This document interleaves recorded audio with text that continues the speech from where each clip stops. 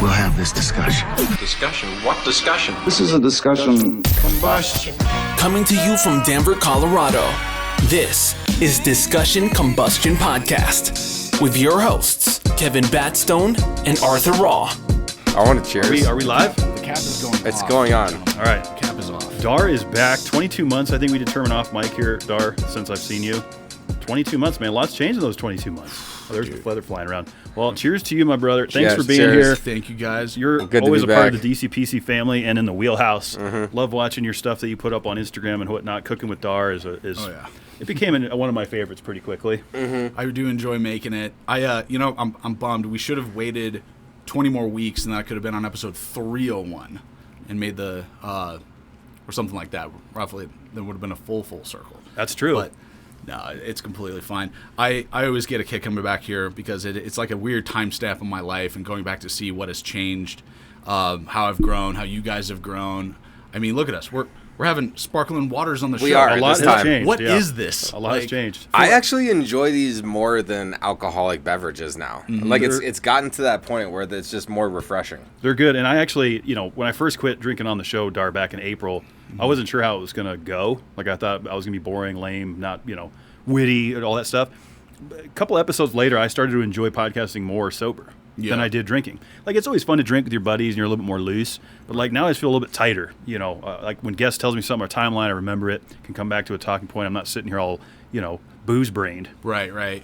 I remember one of my content creators back in the day, he was at like a convention, and he did this thing where he was giving out his posters, and you could buy them for like $15, or he would give it to you for free.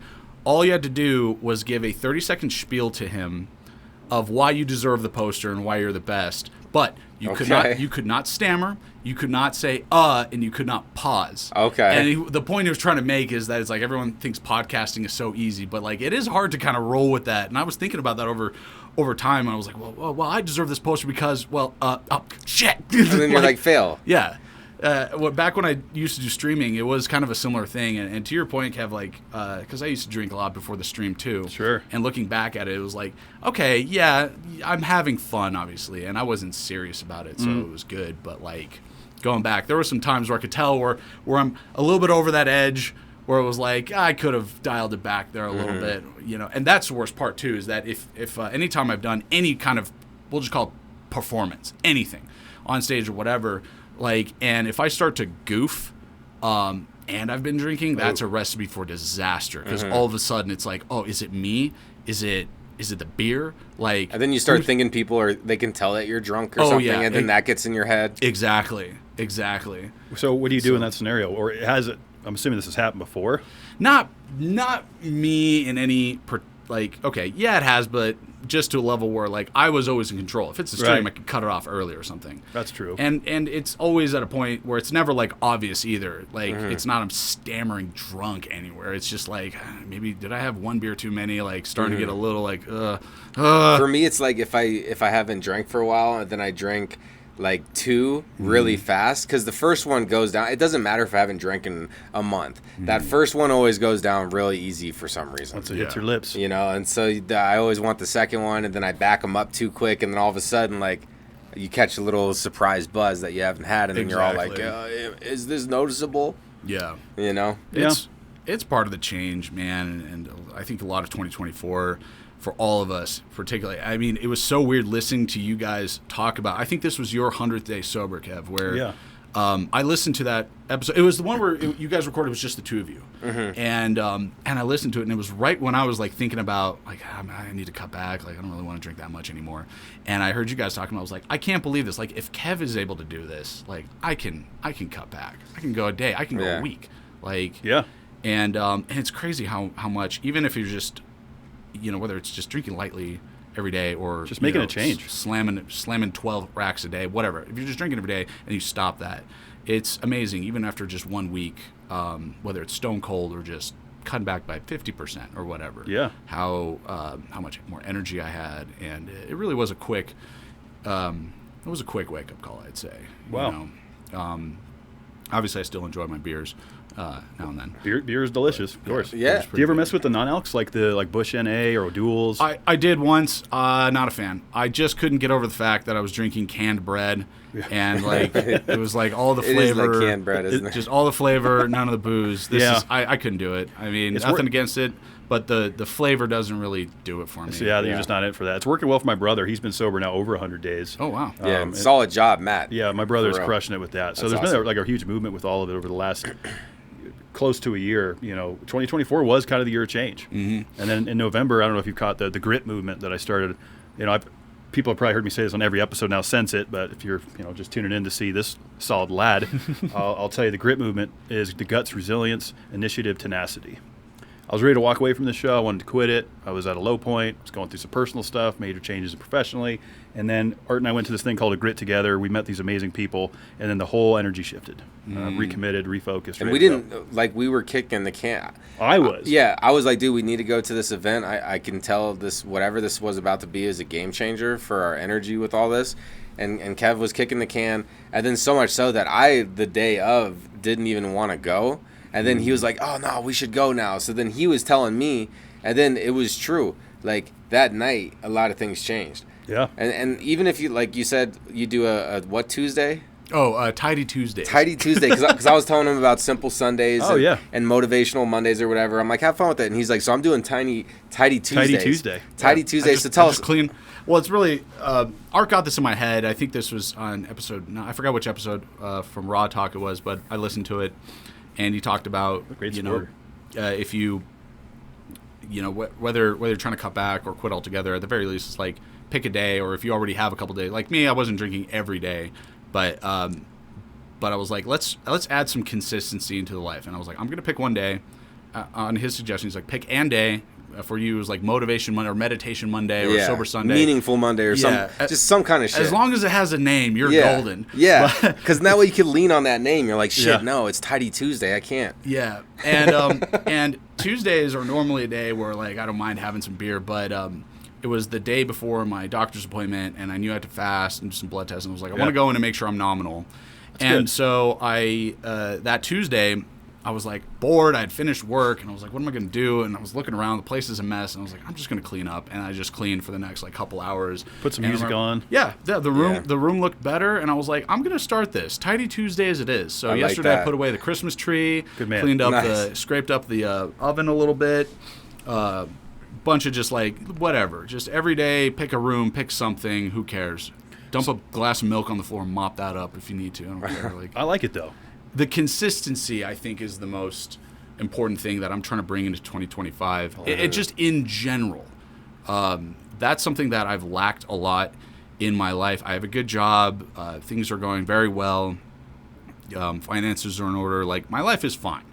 But it's every week, it's just a whirlwind of stuff that needs to happen. Mm-hmm. And I was like, I just want to have a schedule again in general. And it's been difficult to get back on that train, besides work. You get up, you go to work, come back. But what are you really doing? Exactly. Do you leave the house to go to work? I do 3 days out of the week. Once a week office. I usually work. Yeah, usually I work from home once or twice. At least you're getting out. It forces you to go somewhere. I have to. I cannot work from home for long periods of time. Yeah. I go nuts. Yeah. And I just don't get as much done. I get distracted too easily, which with other things. It's hard to stay focused on a project at the house. Yeah. Unless it's podcast related and I'm really into it or something. So I feel you on that for sure. But going to the scheduling piece, right? Like every day could be fun day. Monday, fun day. Tuesday, fun day. Some people live that life. But I think it's good. So you have your Tidy Tuesday, maybe, wash it up Wednesday. I mean, I don't know. What else we got going on the rest of the week? So if you do a cooking video on a Friday night, let's say you're doing some creation, and the kitchen's a wreck, are you not cleaning it till Tuesday? No. Okay. I was wanting to make sure. No. I mean, the point for me is to make make progress in the house overall. Yeah, I like it. This isn't just all right, the dishes are out, time to put them away. It's more more permanent stuff. So this time it was put away the Christmas tree. It's time to put away the tree. Yeah, I agree with that. And then I scraped the hell out of my stovetop because there was just a lot of grizzle and I bet it was satisfying. Oh yeah, it was awesome. Take one of those razor blades and and that super grease cleaner and just go at it. Look clean. I was very happy. That's what I mean by. And then you're taking care of your shit. Like when you start cleaning, and it actually turned into like a ceremony for me because I started drinking less. You know, I was trying to take control of my life. I was losing weight. I was like trying to do all this stuff. And when you keep a clean house, it helps you keep a clean mind. Oh, yeah. Like when you declutter, get rid of old shit that you don't wear anymore, and you like actually clean out shit that you don't use, then it frees up your headspace. So that was one thing that was really awesome, and it became like a ceremony of me respecting my clothes. After I washed them, I would put them in the dryer, and then I would fold them. I would just put my laundry away immediately, and it was like a way of honoring and respecting my shit. And then on top of that, like I like the cleaning Tuesday, the tidy Tuesday, because if you do like a serious clean once a week, just one like actual real clean a week, not a tidy up, not a quick vacuum, but like an actual clean. Deep clean? Yeah, a couple hours or something. Then when you come back, it's way easier, and it's so much easier to keep it clean when you clean often. To maintain it. Yeah. That's where you use my 10-minute rule. So do you remember my 10-minute rule, Dar? No. That's fine. I wouldn't expect it to. I've said it on God knows how many episodes, and I don't remember what numbers they were. But, so the 10-minute rule is simple. Every night when I get home, I put 10 minutes on the clock, see how much I can get done. I kind of race the clock a little bit, take the trash out, put away the dishes, maybe start a load of laundry, take care of some other odds and ends, just things that before I go sit down and play video games or do whatever I want to do, I do 10 minutes of action every night. And it's amazing how much you can get done in those 10. Yeah, just like committing to, and especially when you have that consistency of doing it every night or however many times a week. It's very helpful because, like I was saying, having a good house space is monumental. And I think that it's nearly impossible. The old saying of like having reasonable goals, it's like, I'm going to clean the whole house today. No, you're not. Shut the fuck up. You're not going to clean the whole house. That's a big task. It's not going to happen. Yeah. But one room, in a couple hours, like my closet is next. It's just a mess. It needs to be reorganized. There's a lot of clothes I don't wear. That, stuff like that. Right. And I've been in my house long enough now that it's not a dumpster, but there's enough like relic stuff around that passes of time. It just sits there. And it's just never going to get touched again. I'm pretty sure that if someone came in and magically knew what I honestly didn't need and just took it all and threw it in a dumpster, you wouldn't even know it was gone. I would freak out for like a day and then realize very quickly that, I actually don't care about this at all. Yeah. I don't like to be wasteful. I hate throwing out. If something is like useful objectively, I hate throwing it out. What would be one of these obscure items? What's that a you good speak example? Of? Like something that you think could probably get thrown away, but you want to keep because there's perceived use? Like maybe an old can opener? Well, yeah, that's an example. I mean, it doesn't necessarily mean that I have to hang on to it. I think the answer to 99% of these things is I should just donate it. Right? Okay. Because it's the wasteful part that you want. It's the wasteful part that sucks. It's like, this is a useful thing. Like I can use this. For example, I got this from work a while ago that they gave us I think this was during the COVID era. They gave us it was actually a really neat gift. It was like a small telescope that attaches to your phone, so you can use it to like look at the night sky and such. Nice. And then they gave us a certificate or something that we could name a star, which was neat. That was cool. I was happy. Cool. I don't use this telescope at all. And I probably never will again. It's great. I appreciate it. It was fun for like one-time use.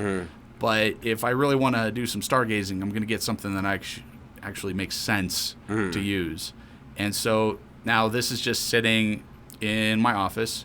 I don't want to give it away. I don't want to throw it away. It's perfectly useful. But and it's also like, it's mine. It's I was given this. I can't just give it away. As it turns out, I completely can. So I just don't want to. The rule is that I heard one time is like, and this is going extreme. If you want to go extreme, then you like pack everything you have into boxes like you're about to move, and then what you are using at 6 months, maybe you give it a year, but then anything still left in boxes, you just get rid of it. Yeah. Because there is a lot of stuff and like for years and years, and that's going extreme. But like you just have to be honest with yourself. If you don't want to pack up your whole apartment or house, then like you just have to be on like, have I really used this? I was holding on to clothes from high school until my like mid 30s. Oh, like why did I have old socks from high school and like shirts and all? I know I still got old jackets that like I never wear. I haven't worn them in season after season. Yeah. So, like, I feel you. Sometimes you just hang on to stuff, but, like, dude, we really don't need it. Have you guys ever had a article of clothing that has sat so long in your closet that it, like, smells like dust? Like, it's not covered in It's dust. like stale. Yeah, it smells stale. Exactly. Like, There's probably, like, I think more hats, because I have so many hats. Yeah. And, like, if I pull out a hat I haven't worn in a while, I'll be like, this thing smells kind of funky. Yeah, exactly. It doesn't smell bad, Right. But it just smells like old Yeah. and dust. That's why a lot of folks put, like, mothballs time. and shit in their Yeah. closet. I don't like that smell. It smells like time. Mothballs are terrible. Yeah. I can't stand that smell. It reminds me of, like, going to grandma's house and getting the broom out of the closet and it would reek of mothballs. Yeah. It's not a good smell. I got to throw some shit out. Yeah. That's Like the only like- good thing about moving. Yes. Right. Because I've moved a lot in the last 5 years. Like, every time I moved, I got rid of so much shit. And then you accrue more shit in your new place, and you get rid of shit. That's, like, the only positive to moving. I wish I was more of a minimalistic guy, and I feel like I'm more am now as I'm like, watching my spending. But yeah, it would be great to. I'm working on that, one room at a time, getting stuff out, getting like it. stuff. I put it in a giant box. That's just going to be for donation, mostly clothes-related stuff. Nice. Are you, like, an art guy or a Goodwill? There's a Goodwill like in walking distance of my house, so I usually See, and I've heard that those guys, and I don't know if this is true or not, but I've heard they've gotten a little bit stricter. Like, they don't want people's junk. Oh, I see. Yeah, like you bring in the clothes washed, and they'll deny. They won't take all the clothes. Like, 'cause people and just. Oh, really? Right. Yeah. Huh. Yeah, they've gotten a little tighter because people were just leaving, like, broken shelving and all this shit. Like, what are we going to do with this? Yeah. Right. I guess that makes sense. I didn't think about the shirt. I thought with clothing they would end up just donating it in some form or fashion. If I just it's put them like- in those bins. You know, those big bins? Yeah. And then Toss them in a they garbage just bag. take the bin. Yeah, I'll just toss it in the bin. Yeah, but look, if you're donating, no socks, no underwear. No one wants to use socks or underwear. That's a good point. I keep my old tattered underwear or like my boxers. It's like a nice piece of cloth. You got to blow your nose, you know. Do you really? I do. I mean, I'm not saying there's like a stack of old boxers on my desk. Oh, let me grab a tissue. No, but like for like a lot of bits or even like costumes or something in the holidays, just having some like cloth or something has come. Not necessarily just the boxer itself. I mean, it's clean. It's been washed, but like, you know, it can get ripped, used for a bit or for like costumes or this or that, or just like generic cloth. I have like a big bag in my laundry room of just like junk cloth. Oh yeah, but Like see, those come in straight up handy. Rags, you know. Yeah. Like if you get like bleach or something, the rag gets fucked up. You're like, who cares? Yeah, It's the exactly. It's bleach going rag. around in the trash after this. Yeah. Yeah. No, it's good to have shit like that on hand. You had a costume party this year, didn't you? And you invited did, us, and yeah. we didn't show up. We're terrible. Spooky Party 2K. We didn't make it. Spooky not Party make it. 2K24, man. Did it go pretty good? It was an absolute blast. We had a lot of fun. Really went back into full swing after the COVID era. Every year kind of picked up a little bit more. Got a little better. I'm pretty careful with it. It's usually some friends and some coworkers and stuff. I put a lid on it. The second Spooky Party, which was the last one we had before the COVID era, that was good, but my roommate invited like just the whole town. Yeah. And too much. the Facebook invite list was like close to 95 people. In your And I was house? like, I was like, dude, That's you a lot. have to cap it. And I did. Luckily, we didn't have that. And everyone was nice, but we had about like 50 people in and out, or 60 people, I think. That would give me anxiety. It was a lot. You have to lock your room up and shit. 'cause Yeah, it you was can't like- you can't trust You know who these people are? strangers. And I lucked out, but I remember Yeah. thinking about the next day. I was like, that could have gone horribly wrong. Yeah. Oh yeah. And so now this year, I think we had about, I forgot. I think we clocked in about 40 people. But, a lot of but it was people. people that I knew. Okay. We had like a big, we had a big picture. I don't know if you guys saw it on my on yeah, the gram, I checked that out. Yeah, it was like I after last year I started doing this where every year we would just get everyone in the garage and take like a big photo. You got everyone in it. I mean, here's the thing. Like, I used to be kind of like, screw pictures. You know, I'm too cool for pictures. You know. But then once I realized that was actually lame, and it's not that hard just to get everybody together, and then everybody appreciates that picture later. You're commemorating the moment. Everybody appreciates it later. I mean, it goes back, the 70s when the Kodaks first started coming out. Yeah. And, even before that, it was the, what were they called? Polaroids? Polaroids. Mm-hmm. Those were cool when they first came out. People, you had to wait. Right, and it makes a difference. Like that little timestamp, those memories are important. They I are. think they get more important as the years go on. And like, I worry about my phone because I have a lot of stuff backed up to the cloud, and Yeah. it's great. But now it's starting to span like 5-6 years of good pictures, and I'm like, I need to find a way to just archive Just these. just get a terabyte hard drive. Yeah. You want something tangible, you mean? Yeah, and Something, then that's just put it just up away on from the that cloud. Just put it on that, and then you could plug that into anything in the future. Yeah. Are you an Android guy? What now? Are you an Android guy? I'm not. I'm an iPhone boy. Okay. I mean, not really. I mean, my family has it, and so I was like, all right, I'll get one too. It just makes life easier. Yeah. So Yeah, I won't go off. they're getting more integrated. Like you've seen now, you can see red on green text. Yep. And so I was like, okay, that's Our good. RCS messaging Apple finally came around. Okay, good. They finally came and said, all right, we'll play nice in the sandbox. There we go. You know, so far so good on that. All I think is Apple bottom boy. Okay, all right. It's a good phone, I think. Yeah. Even though I'm like an absolute PC dude, I hate using Apple computers. I'm not an Apple guy. See, I originally bought an Apple computer for Logic Pro Studio, which I thought was top shelf mustard recording equipment. It was. And it still is. So, like, I have a desktop Mac, but yeah, I got the Android in the pocket. So you're saying that you don't like the MacBooks? No, that's just because I've always been a Windows boy, Okay. and like I've always been used to that interface. It's nothing personal. I just like it. I know how to use it. I built my PCs. I've always run with Windows OS, and so I don't know what he's laughing about. What? But Is that all I was going to say is we're gonna have a problem here? Art? most Apple people are like Apple through and through. Yeah. You know, like my buddy's like, oh, it's the best. Everything else is shit. Like they pedestalize Apple as the best. There's a lot of good shit on the market. Well, it synergizes really well if you have the pad. It does. The pods, the phone. Everything syncs up. I get it. I get it. It's fine. It's marketed well. They were smart. They made a lot of money. Well, and their hardware is really good. They're a lot of proprietary stuff, so they own the software, so it's harder to break in. Like there's benefits to both. There is. And you know, one thing that always kind of disappointed me though is that you couldn't play good video games on Apple desktops and stuff. Like all of it is on PC. Like all the greatest computer games are on PC, and in order to play that on a Mac, you have to download like Boot Camp and share the hard drive with Windows and Macintosh, and like you end up running Macintosh. I mean, you end up running Windows on the Macintosh. Yeah, it's a Hackintosh. If Yeah, you will. I was doing that. I was doing that. Really? It really does that. I didn't know that. Yeah, I was doing that. You have to like split the hard drive and dedicate space to each operating that's system where and stuff. They need to start doing some more like what they're doing with the RCS messaging is a good start. I'd like to see them do what they're doing with like PlayStation and Xbox can now play each other online. Yeah. They're more like they're playing nice in the sandbox. They're not so much this is mine, that's yours. It'd be good to see, the MacBook start to do that with the example you just provided. Yeah, tell Sony that, and they'll probably have some words for you. like, NBA games. They'll be like, yeah, no, how about no? Yeah. How about you go buy my hardware? So do we think that, I don't know how much y'all know on this, maybe Dar more than Kev. Probably. But so Microsoft, Xbox, they bought it's the studio that makes Skyrim and all those. Bethesda. So they bought that in hopes to create making that like exclusive for those consoles.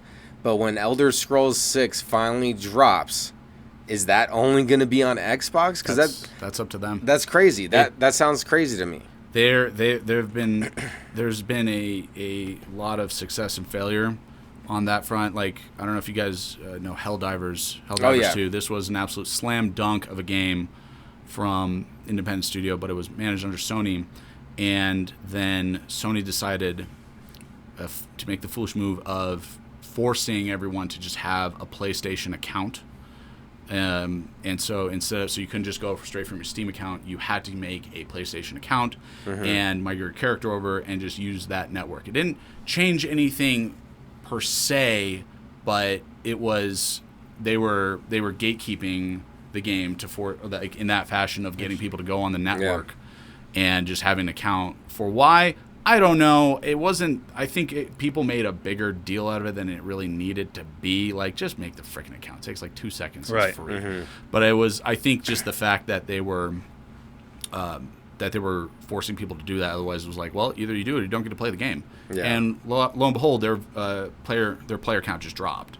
So a lot of people bailed. Yeah, they were like, no, I don't want to do this, or they just lost interest. Wow. There were some other factors into it too, but like. Yeah, they like messed up with the guns. Like they came out with but they fixed those updates. So I never played this game, but I watched a lot of it because I thought it was so cool looking. It's like Starship Troopers. It's like a modern version of that, but a different take. And it's like all about democracy. and it's cool. As Adam Selinsky, Josh's brother, he was showing me that. Nice. But that game just looks good. It's like a fun game to watch. Right. I've never seen it. I don't know what it's about. Did you ever see the movie Starship Troopers? I Classic? did. I mean, a long time ago. Yeah, it's like fighting the bugs. Yeah, fighting the bugs. It's centered around, like, it's that sort of style, so it's super Earth. Okay. And you're soldiers that are fighting for democracy and bringing democracy around the galaxy. They don't ever actually explain why the bugs are bad. Just like in the movie, same with the robots. It's just like, no, we have to take over to spread democracy. And they have that like super patriotic tone with it. And it makes for a lot of, it's, when you lean into it, it's like, I'm doing this for super Earth. Yeah. I'm doing my part. Yeah. And then you drop in with a team of 4, like out of the sky, like in these little pods straight through the atmosphere and slam into the ground. And then, all right, let's go kill some aliens. Yeah, and Starship Troopers was one of my favorite movies growing up. I probably watched that. Yeah. That must have been almost one of my most watched movies ever growing up. Yeah, fun movie. Absolute fun. And the exact same premise of like no one really asks, it's like it's a parody off of like war, like the war premise of no one actually sits down and no one sympathizes with the bugs. Yeah. Ever. No one ever in that whole movie is like, wait, why are we doing this? Yeah. Why exactly are we doing this? To destroy the bugs. They just know. Destroy the bugs. That's it. That's the mission. Like, all right, yes, sir. I gotta watch that again. I wonder that movie is awesome. It's got to be streaming on something. But the second one, just watch the first one. Yeah. You agree I with didn't that, know there Dar? was a second one, honestly. Don't watch the second one. Yeah, when people say that, I usually take their word for it. Some of those sequels just... how do you feel about Happy Gilmore 2 coming out? You know? Whatever. It's fine. You're okay with it? I'm fine with it. I mean, I heard this. Well, I say that because like I just don't care for Happy Gilmore that much. It's fine. It's a good movie. It's not something I think about regularly. I haven't even seen that movie in years. Is that the one with the tent in the backyard? No, that's Billy Madison. Oh, okay. See, I always get those confused. You do. But it was similar time frame. I think Happy Gilmore was after Billy Madison. Yeah, I think so. It was like 95, 96. It was like back to back. Yeah, see, I'm more of a Billy Madison type of guy. Oh, Billy Madison. If I had to do a Would You Rather, I would take Billy Madison over Happy Gilmore. Oh, okay. I see. There we go. But Happy Gilmore is a great movie. There's some great, Bob Barker's in it. So Billy Madison, that's the one with the alligator and like the old black guy in the white suit. Nope, you had it right with the tent. The tent is Billy Madison. Happy Gilmore is the alligator who bites the Chub. His name's Chub. Okay. Right. Anyway, going those back to two movies seem like the same movie to me. Yeah. They're not for some reason. It's because they came out so close. What's even the second one going to be about? Chubb files a lawsuit. Well, Chubb's dead. Well, or you think he's dead? Maybe he comes back. Exactly, comes makes back. A little appearance. Yeah, I was wondering that too. I don't know. What's the plot? Because Shooter McGavin's back. He's going to be in it. Yeah. So I don't know. My point with these sequels is like, can we come up with some new shit? So one that was disappointing because I had to give this a rewatch. I rewatched The Neverending Story. Awesome movie. The very first one, timeless. It's such a great movie. And then you go in and watch The Neverending Story 2. Trash. It's just, it doesn't hold up. It doesn't hold up. The only sequel that was ever better than the first. Terminator 2. Terminator 2 Judgment absolutely. Day. I don't know. With that? I agree. Yeah, Terminator 2 is just, it was a landmark film. Not to mention, like they upped the tech. The villain was incredible. Yeah. And like it wasn't really that different. Where all of a sudden your main villain of the previous movie is now one of your greatest allies. That's true. It's something that wasn't done before, at least on the big screen like that, or something with a big name like Schwarzenegger. So yeah, I absolutely agree. So what would even compare? What sequel would compare to how good T2 was compared to like the first? And T1 is still Shrek 2, you think? Shrek 2. Really? I think Shrek 2. I wasn't even thinking about that. I wasn't thinking that either. It's just I think the jokes were better. I think the story was good. I love the first one. I grew up with the first one. But like coming around as an adult now, at first I was like, oh no, it's Shrek 1 forever. I'm a big Shrek fan. Okay. And with Shrek 2, I thought that just like the story was interesting. They brought in they took some big risks, like making Shrek a human for most of it. Spoiler, like I don't even think I've seen this movie. It's great. You never seen Shrek 2? I don't think so, but I need to watch. You should check it out. Like the story, like the when they go to never far away, and it's just Hollywood essentially. Okay. There's this great scene where they're being chased by the Knights, and they make like a Cops parody, like that. You remember Cops, the TV show? Like live footage of them chasing on a horse and carriage, like trying to get them. Like instead of a helicopter, they have like a hot air balloon. They're like, we got a subject right here, and then when they finally arrest them, instead of pepper spray, they have like a pepper grinder that they're just lining in his face. No. That's pretty good. It's pretty good stuff. Like, I don't know. I thought the jokes I landed need to really watch well. that again. It's funny you bring this up because this is something in the back in the dark closet of like ideas that I've always wanted to do. I think about this all the time. Okay. Completely separate from cooking with Dar is to do which we got to get into. We do. But this is kind of a good segue for it. Yeah. Actually. What is like, it? Well, there's nothing special about it. I want to do movie reviews, like 10-minute, 8 to 10 minute bits, just voiceover, have some clips, show what I think about it.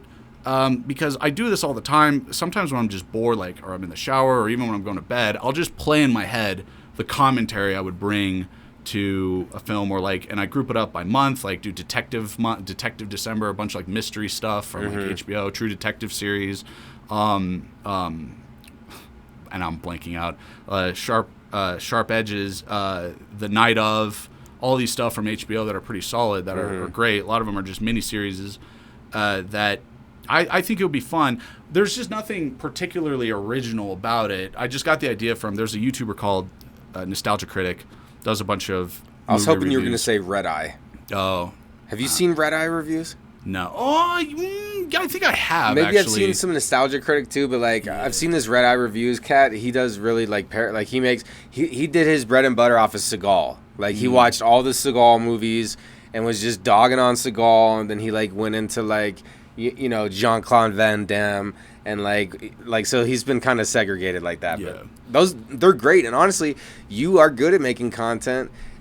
The movie clips is a lot of work, I believe, because you have to like find the clips and like put the commentary, and there's like a lot of editing there. And make sure there's no copyright infringement, or you don't get flagged by YouTube and so on and so forth. That's a whole battle in itself, buddy. Exactly. And so it's one of those little ideas that it's purely just for me. I don't care to grow a following. I just to wanna, do it 'cause you enjoy it. I just want to do it. No, then you should do it. And- What is it? Movie time with Dar? Watching with Dar. I don't know. Watching with Dar. It's Theater time with Dar. well, and this brings us into cooking with Dar. Okay, yeah. Which for those of you who've never seen it, which is most probably, Cooking with Dar is a miniseries that I do usually just on my story. Unless it's really good, then I'll save it as a reel. That involves a mildly out of shape guy who can't cook that well, attempting to make decent recipes from famous chefs. The concept really is quite bland on its own, but I have a lot of fun with it. Bring some friends in and try to make something that I genuinely want to make. It's entertaining. And it is entertaining. And so I wanted to.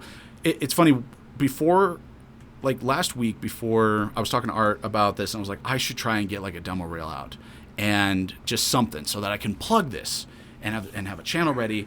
And I had everything. I started ramping up, and I had nothing. I didn't have any sort of sound hardware whatsoever. And so I actually rigged up my Yeti mic that I have on my desk with like a very long USB cord that I was just going to hook up to a laptop and we'd use for the audio. And then I have a decent iPhone, put it on 4K video and just shoot with that audio there. And I have a buddy that is pretty good at editing software. He can mesh together. And I was like, I can slap this together.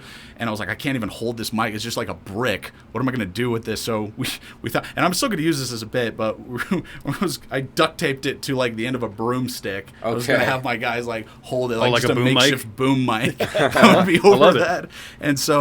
And at the last minute, the day before I was going to go up to shoot, I couldn't get the thought in my head that I was like, because this was on Sunday that this would have happened. Okay, last Sunday. And I was like, there's a difference between kind of rigging it together and improvising stuff that we do on the show and just rushing content. And this feels rushed. And so I pulled the plug. Good. And I didn't feel genuine. And I was like, I knew I could get something out, but all of it just didn't make sense to me. To me, it was like the best case scenario was we get good audio, get good video, we'll clip it down. That's pretty much all we have time for. Mash it together, publish it to YouTube, make a channel, and then have you guys plug it. That was the initial plan. And I was like, that just sounds A, rushed, and B, super lame. Like, why? And that's a moment where I needed to step back and I was like, I want to do this. I know I want to do this. I don't really and I thought to myself, and like all of the YouTubers that I've watched and all their different styles, Moist Critical, Meat Canyon, even the big guys like PewDiePie, and some of the editing tech that they use and styles and the humor combined. People are with, good out there. There's like, some really it's hard to compete. Like the content creation on YouTube, yeah. like there's keeps getting better and better. It keeps getting better and better, and like I'm not going to pretend like I can compete with these guys. Like I need to hire my own editor for that. But to start small, I did want to take my time, and I was like, I've been around since Moist Critical. I started watching him when he had like 20,000 subs, and same with Boogie2988, even though he's fallen off quite a bit now. But looking at how these channels grew, I thought to myself, like, I know I've been around the block. I've been enough of a YouTuber or a YouTube goon to learn the tricks of trade. I don't have to climb the whole ladder and learn as I go. Like, I can start with a decent foundation, make a good thumbnail, some decent audio. I want to be able to add my own like little effects. If I curse on the video, I want there to be a little hot dog emoji and like a trumpet sound. I don't know. Like, I was like bleeping out raw talk. I was trying to make it more PC. Yeah. And I put up like anytime I would say shit or fuck or You do anything. like a smiley face? No, it was just like all the amper stamps and stuff. It was like whoop. Yeah. Something like that. Yeah, like I I want did to see be able to. It was fun. Yeah, It is fun. And I do believe that I'm doing it for fun, but I also know that this has to be something that I feel is worth watching and really needs to be a step above what I've produced on the stories and on Instagram. And then, so my goal is to produce like 2 or 3 reels, like from start to finish. How long? That question gets determined. Now that I think gets determined by the first set of like the first video. Yeah. Let's see how it goes, because if it's going to be longer, then it's YouTube. If I can snip it down to like 3 minutes or 4, or something like that, then it's better off as a reel, right? And I figured I would at least He's laughing because I'm going, ugh. He's always fucking into the coughing fern. into the fern over Yeah, there. this mic etiquette. Like I have to clear my throat. I can't help it. I'm just laughing at him. Okay. Yeah. Don't worry, I'm not laughing at your idea. It's brilliant. That's Continue. fun. I thought you were like, oh my god, this fucking guy. Like, No. like the back's just like, No, I got- do I sound this dumb? Like, No, I got some shit. Or it's got a frog in his throat. He's trying to get it out. Yeah, I'm trying to pull it off the mic. Yeah. Right. No, the cooking with Dar is good stuff, man. Yep. And just some quick feedback. I feel like the shorter content definitely has its place, but like just take your time making it, and like you have a lot of energy and you make good stuff, and not to spoil any surprises, but Dar like brought in a mystery. Wait, we're not there yet. Hot pot. Yeah, I know, but I'm like been thinking about it because he told Kevin before we I hopped know on what the it mic. is. Yeah, That's true. That's And true. I'm the only one who doesn't know. So, I get to carry that so info. you brought some cooking with. Did you film for what you cooked to? No, because I made it in like 15 minutes because I was Okay. rushing out the door to get here somewhat on time. But I did bring the shirt. Got to have the Shurf shirt. Gotta have the shirt to go with it. Okay. So I like that shirt. It's just a heavy white shirt that says Shurf on it. And Shurf? Shurf. I was like, I didn't want to write chef because I was like, I'm not a chef. Yeah. And so I was like, that's a Shurf. Yeah, Shurf Dar. This shirt. I wear it all the time for every cooking with Dar that we do, and it also makes a great apron. Like You just wipe all your shit on it. I Yeah, know I've seen exactly. you got like flour on or whatever. exactly. Yeah. But getting back into the nuts and bolts of cooking with Dar, right? Because you wanted to kind of pick our brain about content creation and whatnot. So my first question was length. Because once we can, like you said, you establish if it's 2, 3, 4 minutes, whatever it is. Because a lot of people like that short form. Some people want the long form, and you could even do both in some. If you consolidate it with like AI clips and lightning rounds through it, then it's like watch the full clip here. So then you can drive traffic to different places, and you can have the long form and the short form. I see a lot of guys do that. That makes a lot of sense. And I think, especially now with YouTube Shorts, it makes for great bait to just like get people invested in your channel all of a sudden. It's like, look at this short. Hey, that was pretty funny. Hey, look, there's a whole video on it. Let's take a look. And the shorts are the way to go from what we learned from some of the cooking, especially the culinary guys that create. They're like, they always tell us shorts, and clip it and get the clips out, to promote it. And I think I'm a decent cook, but like I'm not a chef. I'm just getting the basics of trying to understand why. Like I can follow instructions, and I think I can pump out decent meals, especially even with. It's kind of a miracle that we haven't had anything be a complete flop on Cooking with Dar. Nothing was a disaster. It all tasted good. We did one. I think the biggest disaster. Well, I call it a disaster. Was the carbonara that I tried to make. That is just like using an egg sauce, and you have to You have to cook it very slowly so you don't end up with just noodles and eggs, spaghetti and eggs, cooked eggs. And everything that could have gone wrong with that, the pasta ended up sitting in the pot for like 45 minutes because we were behind. Soggy pasta. We burned the first round of bacon completely. So we had to do it again. We made the egg sauce. We mixed in, like, we even got some, it's been so long since I made it, I forgot the 2 cheeses that I put in it. That, like, you have to take your egg yolks, stir it in, and then you add in, it's not Parmesan, whatever, and just you mix it in to make the sauce. Yeah. And we made the sauce, and then one of my spices out of the spice cabinet, when we opened it, fell into the bowl and shattered it. Oh, shit. So we had to make Shattered the bowl. So the sauce was ruined. So we had to do all that again, and we ran out of cheese. And so, it was a mess. It was fun. It made for good content, but it was a disaster. It tasted So quick question, just because you're talking about cheese right now. Oh, God. He knows what I'm about to ask. This is for Happy Friday tomorrow. Okay. It hasn't hit the world yet. Hey, but we could get the Dar All right, opinion fine. on it. I already know which way Dar is going to go. We could go on this. I think I have Dar pegged here. All Okay, right, so you have to give up one. You can never eat cheese again, or you can never have sex again. give up cheese forever or no sex forever. Yeah, and that includes like All oral and Okay. everything. Just sex, yeah. Yeah. I think I'm giving up the cheese, man. Like Giving up the cheese? I need Yeah. to procreate. I have a mission in life. I can't give up sex. Yeah. I can live for cheese. for cheese. I'm gonna give up the cheese. I think some people out there are keeping the Some cheese. people are keeping the cheese, but a bigger Yeah. question would be, what would you give sex up for? Whoa. I was actually thinking about that. Whoa. As I was saying that. I was like, Think about it, because I just got I guess it would be like if it was a life or death I situation. mean, yeah, I'll give. Yeah, what water? I guess I'll give up. Art's face, he looks so concerned.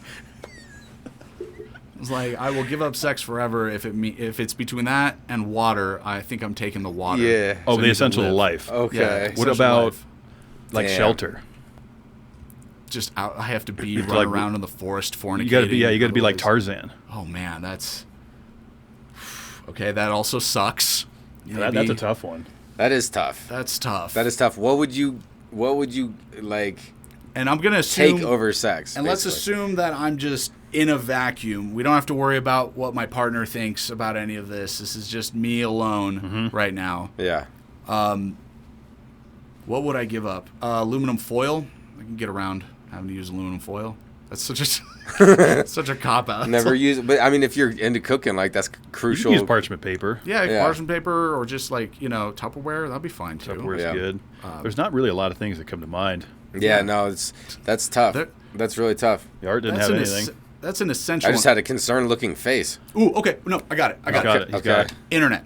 I would. up sex no, forever? wait, no. Other way around. I had it backwards. I was gonna say I would give up internet And keep sex. and keep sex. We're still not really But- getting to No, what we- but no, we're trying to talk Yeah, I about know, we're like trying to talk what the would other we way. But give that up? is that's a tough one for what most. would we take over sex? Well, water is a good one. I think. Yeah, water. Of course. Yeah, because you'll die without Yeah, it. Yeah. that's a good one. So anything that would be life or death, I think, is the only thing. So what would you give up, or what would you give up sex for? But it can't be like you still have shelter to live. or health. No, or see now, but now there's all these parameters. Yeah. Well, shelter. I guess you could. What if I would say a fair question instead of shelter is like, what about electricity? Yeah. Okay, All right, you can have shelter. You can make a little fireplace. You Yeah. can keep warm. no electricity. No electricity though. That means no phone either. I mean, the monks do it. Like, look, the monks can do it. Like, you can have a happy life Tough one. without intercourse, for sure. Oh, You 100%. Like sex doesn't make you a better Yeah. person or anything. But I like it. Yeah. It's nice. And bringing back out of the void, it's like, yeah, I want to have a family someday. That's Right. really Yeah. nice. Back to the purpose of what it was intended for. Exactly. Yeah. I mean, Like, yeah. it would be difficult. So I got sidetracked there. So cooking with Dar, Yeah, how did we get on You that? got he has Oh, mystery the meat. cheese. The cheese. He yeah. kept mentioning this queso. All right, so this thing breaks. It's a Yeah. mess. Yeah, it's a complete mess, and so we ended up having to do it all over again. It's like 11:30 at night when we haven't even ate yet. Yeah. and it was mediocre at best. Okay. But my favorite one by far was the garbage plate.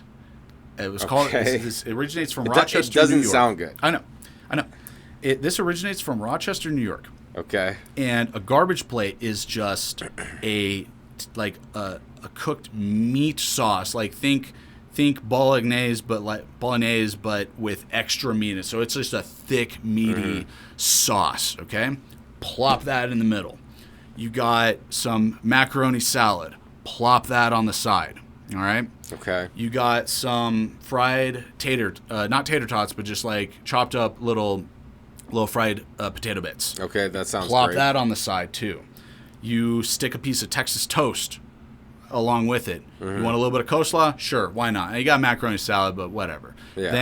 Then on this pile, you butterfly cut some hot dogs, and you stick them on the grill and sear them, and then you put it on top, and then you douse it with some onions, some hot sauce, and some mustard for no reason. Mustard. Yeah, some mustard. Okay. And that's it. That's your plate.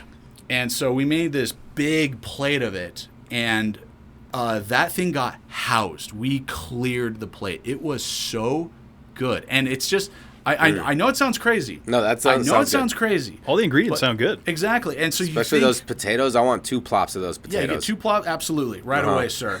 Like the combination. Thank you. The combination of those ingredients along with some toast on the side, and you just eat it. It was delicious. And you got the meat sauce underneath it all. Yeah, so the meat sauce is like the main thing. And then you have all these sides with it, and then the bread and the hot dog on top. Is it So like you're a eating this sloppy with a Joe spoon. type of meat sauce? Because you go like sloppy Joe type of meat? I'd say that's a pretty like solid consistent kind of Okay. consistency. Sloppy Joe. Like, and it was so good, and everyone thought it was crazy, and I'm like, Darius, this is gross. It was so good. If next time I'm going to like a Super Bowl game or something, I am Okay. going to make it, and Okay, I nice. promise it's going to be cleared. Damn. So- You heard it here first. Yeah. Yeah, Garbage It- plate. I believe in that. But I think it's a decent premise of like, I don't want to just go in there and be a clown, you know. It's like obviously I'm not going to be serious. I'm going to make goofs, you know. Like when I deep fried the sock, that was hilarious. We had some chicken tenders, or not chicken tenders. We made some just chicken cutlets that were fried, and that's it. Had it with mashed potatoes and gravy and so on and so forth. And then at the end with some leftover batter, and some egg wash. So I had this old tube sock, and so we used the rest of it and then put it in the oil, and it actually came out like crispy, and we put some garnish on it. I think I have a picture of it on my phone, but it like, if you don't know it's a sock, you look at it and go like, oh yeah, that looks appetizing. And you look at it closely and they're like, wait, that's a sock. Like see the Nike emblem on it or Yeah, something. exactly. It was like nicely breaded and with a little bit of parsley on top. It looked good. That's pretty funny. So those kind of bits are fun. But honestly, the whole premise would just be to explore some viral YouTube videos or things that other actual chefs have put out and try my hand at it, learn a bit of cooking in the process, hopefully teach other people something, and then have some goofs and laughs with it. That's fun. It's, you know, it's people have done it before. And you could do like one a week, you know, like you were saying, backstack a couple, because Yeah. you want to launch the channel with some content on it, right? Right. You know, and you can work up to that. You get the hashtags dialed in. You got your content ready to go. You can draft up like a little press release, you know, to draw some more SEO backlinking to it to get people excited. Like, oh, on this date this comes, and then Dar's going to drop one episode every week, and then now people have an idea of what it is. Like, I think, you know, you were looking for advice. I think that's what I would say. No, that sounds great. That sounds good. Just to get it, even if this whole thing flops or I get bored of it after a year, I just want to try it. I told myself need to do it. 2025 You would be should. the year that I officially put out some content that I'm happy with. You should, man. We'll go put a from there. plug out there. You tag DCPC. We'll reshare And, that and if shit. you need help, like we edit all the time. We can, you know, show you a thing or two, help Yeah. out if you need. I appreciate it, guys. That Yeah, would of be wonderful. course. Yeah. Get some good stuff out there. I already know the first thing we're gonna make. It's from Maddie Matheson. He's one of my favorite chefs. Huge YouTube channel as well. Very giant, just one of the most energetic people you'll ever see. He did a leftover fried spaghetti sandwich. Take your spaghetti platter, let it sit in the fridge overnight, and then so it comes out kind of cakey. Kind of hard. Yeah. And then you put in some mozzarella cheese in the center and kind of turn it into a patty. Then you put it through an egg wash and a little bit of batter, and you deep fry it.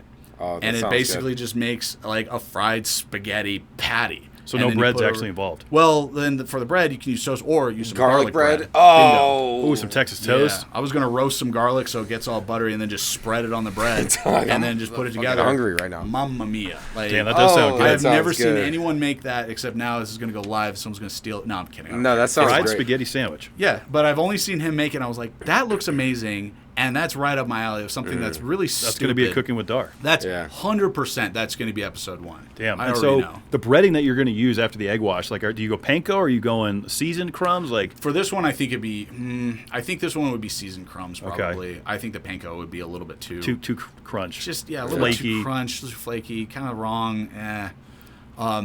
Just like your most generic bread, like egg wash, and we're not drawing attention to the bread. There's always so much flavor in the spaghetti, right, and the mozzarella that like it's just there to kind of keep it all intact. Yeah, that sounds good.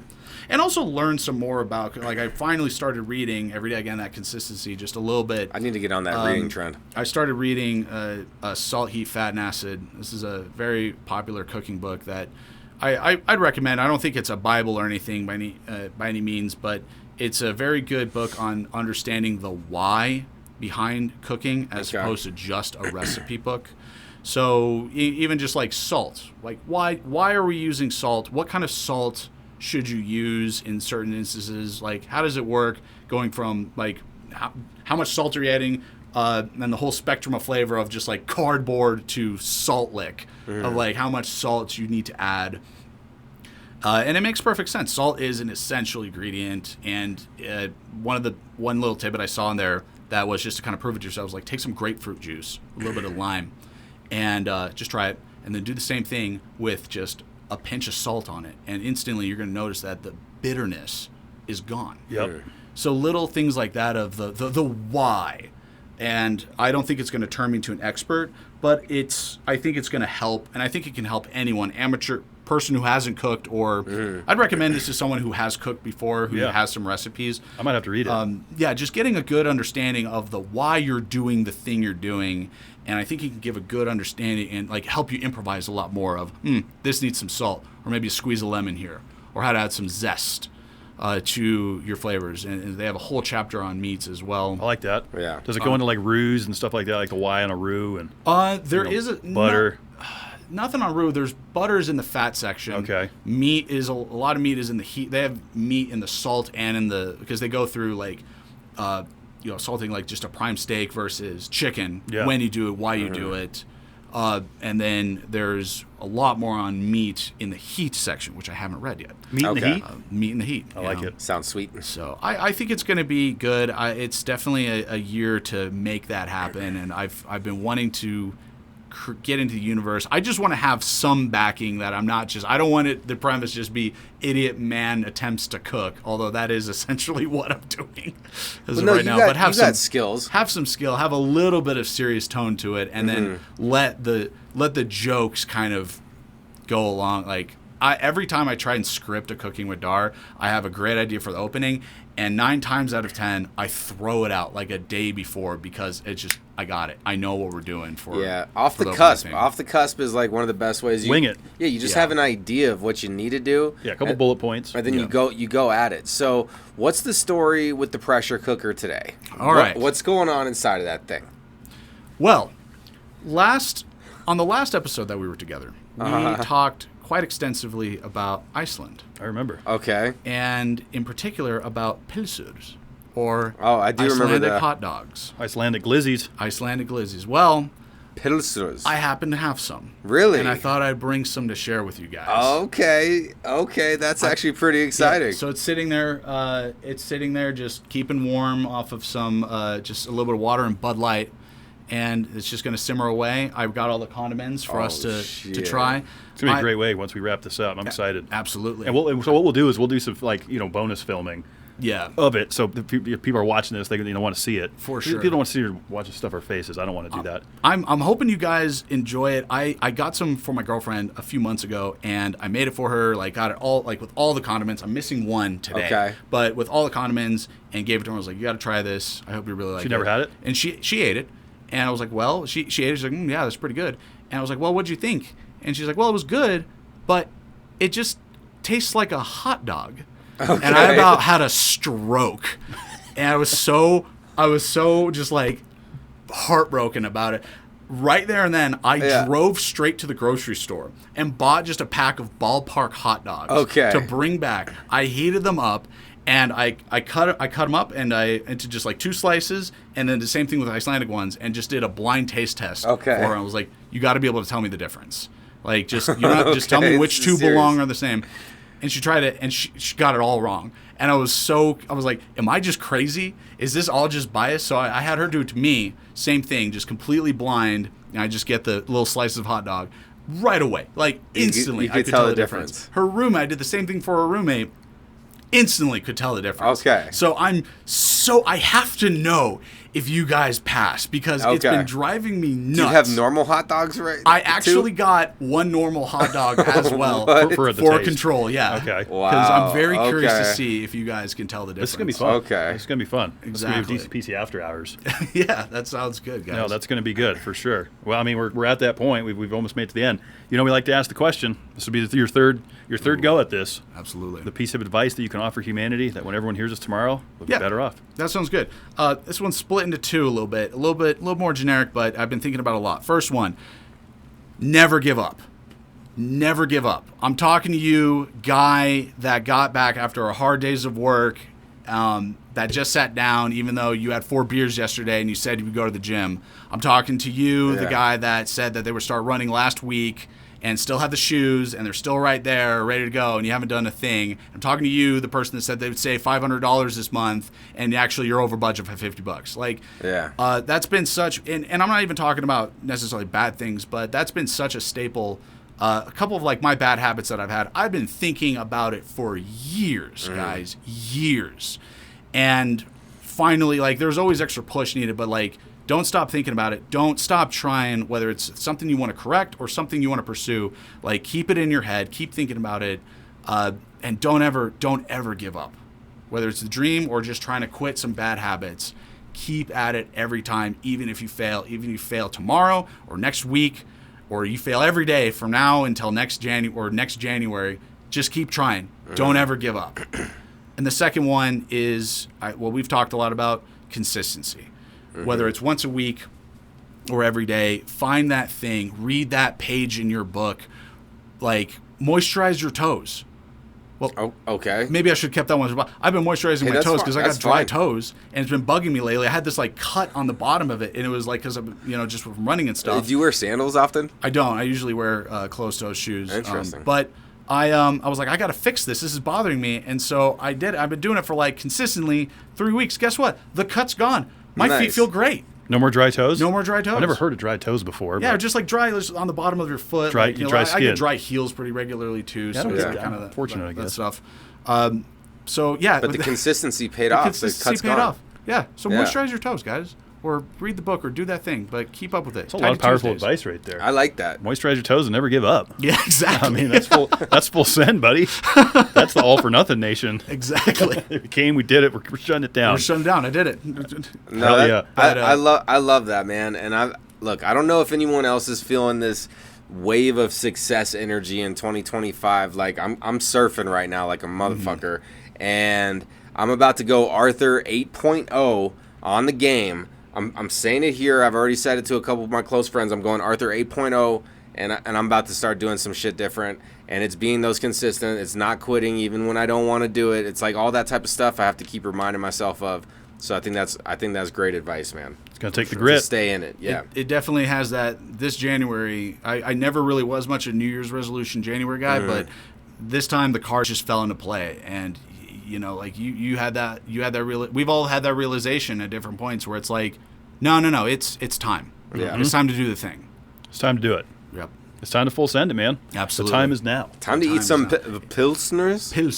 Pilser. Yes. Oh yeah, let's do this. Let's do this. We're gonna wrap it up. Dar, you're awesome. We'll cheers you one more time with our not alcoholic seltzers here. Cheers. Thanks for coming down. Thanks for preparing us some food, man. That was very generous and thoughtful of you. Yeah, of course, guys. So I'm looking forward to sinking my teeth into that. You're in the wheelhouse, so we're gonna have you back probably about a year from now to recap everything we just discussed. We're cooking with Dar is gonna be a household name by this time next year. We're I'm putting it out there.